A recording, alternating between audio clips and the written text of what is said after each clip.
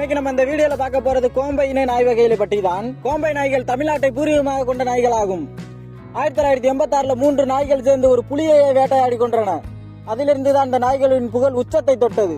கோம்பைங்கிற ஊர்ல வளர்ந்ததுனால இந்த நாய்களுக்கு கோம்பை என்று பேர் சூட்டின. இதோட பவரை ஒரு சின்ன எக்ஸாம்பிளோட சொல்றேன்.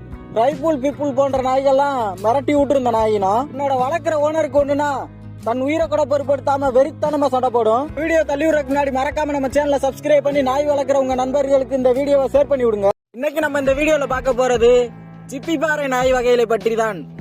இது தமிழ்நாட்டை பூர்வீகமாக கொண்ட நாயினமாகும். பிரிட்டிஷ் ஆட்சி காலத்துல வரி வசூலிக்க வந்த அதிகாரி ஒருத்தரை பறிச்சு ஓட விரட்டிய புகழ்லாம் அந்த நாய் வகைக்கு உண்டு. இருந்துதான் அந்த நாய்களோட புகழ் உச்சத்தை தொட்டது. இந்த நாயோட இனத்தோட பேர் வெளிவந்தது. இந்த இடத்துல இருந்து 5 அடி அசால்ட்டா தவக்கூடிய நாய்கள் முயல் வேட்டைக்கும் பன்னி வேட்டைக்கும் இதை அதிகமா பயன்படுத்தி இருக்காங்க.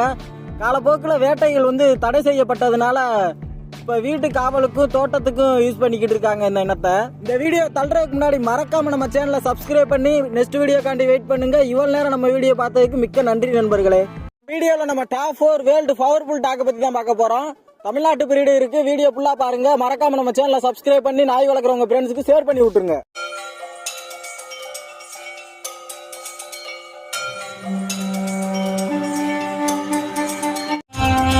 இன்னைக்கு நம்ம இந்த வீடியோல பார்க்க போறது டோசா இன நாய் வகைகளை பற்றி தான். இந்த நாய் இனங்கள் ஜப்பான் நாட்டை பூர்வீகமாக கொண்டதாகும். முழுக்க ஃபைட்டிங்காக உருவாக்கப்பட்டது. என்னதான் ஃபைட்டிங் பேன் பண்ணி வச்சிருந்தாலும் இன்னும் சில நாடுகள்ல இல்லீகலா நடந்துகிட்டு தான் இருக்கு.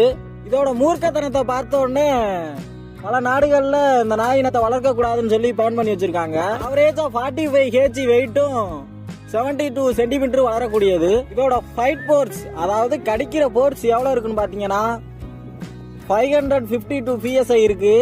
இந்த போர்ஸ்ல ஒரு மனிதனை கடிச்சிச்சுன்னா உங்களோட எலும்பை தனியா பிச்சே எடுத்துட்டு போயிடும் உடைச்சு. பார்க்க போறது உல்ஃப் டாக். பார்க்க உல்ஃப் மாதிரி இருக்கிறதுனால உல்ஃப் டாக்னு பேர் வந்துருச்சுன்னு கேட்டீங்கன்னா கிடையாது. டாக்கை கிராஸ் பிரீட் பண்ணி உருவாக்கப்பட்டதுதான் உல்ஃப் டாக். வீட்டுல பாசமாகவும் வேட்டையாடுதல்ல உல்ஃப் மாதிரி வெறித்தனமா வேட்டையாடுவதற்காக உருவாக்கப்பட்டது. சோகம் என்னன்னா இது எப்ப டாக்கா இருக்கும் எப்ப உல்ஃபா இருக்கும்னு யாருக்கும் தெரியாது. அதோட ஓனர்கிட்ட பாசமா பழகிக்கிட்டு இருக்கையிலே உல்ஃபா மாதிரி அது உங்களோட சங்க கடிச்சு சாவடிச்சிடும். இதனாலே பல கண்ட்ரில இந்த நாய் இனத்தை பேன் பண்ணி வச்சிருக்காங்க. ஒரு 43 kg வெயிட்டும் 76 சென்டிமீட்டரும் வளரக்கூடியது. ஃபைட் போர்ஸ், அதாவது அதோட கடிக்கிற போர்ஸ் எவ்வளவு இருக்கும்னா 406 PSI வரை இருக்கும். இந்த போர்ஸரோட அவங்களோட ஓனரை கடிச்சிச்சுன்னா கண்டிப்பா உங்களோட எலும்பு முறியறதுக்கான வாய்ப்புகள் நிறைய இருக்கு. பார்க்க போறது கோம்பை இன நாய் வகைகளை பற்றி தான். கோம்பை நாய்கள் தமிழ்நாட்டை பூர்வீகமாக கொண்ட நாய்கள் ஆகும். 1986 3 நாய்கள் சேர்ந்து ஒரு புலியை வேட்டையாடி கொன்றன. அதிலிருந்து தான் இந்த நாய்களின் புகழ் உச்சத்தை தொட்டது. கோம்பைங்கிற ஊர்ல வளர்ந்ததுனால இந்த நாய்களுக்கு கோம்பை என்று பேர் சூட்டின. இதோட பவரை ஒரு சின்ன எக்ஸாம்பிளோட சொல்றேன். ரைபுல் பிப்புல் போன்ற நாய்கள்லாம் மிரட்டி விட்டுருந்த நாயினா என்னோட வளர்க்குற ஓனருக்கு ஒண்ணுனா தன் உயிரை கூட பொருட்படுத்தாம வெறித்தனமா சண்டை போடும். பார்க்க போறது சிப்பிப்பாறை நாய் வகைகளை பற்றி தான்.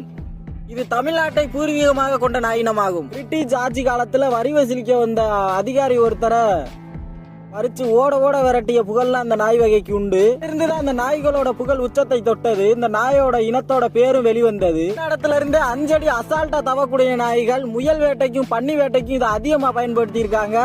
காலப்போக்கில் வேட்டைகள் தடை செய்யப்பட்டதுனால இப்ப வீட்டு காவலுக்கும் தோட்டத்துக்கும் யூஸ் பண்ணிக்கிட்டு இருக்காங்க இந்த இனத்தை.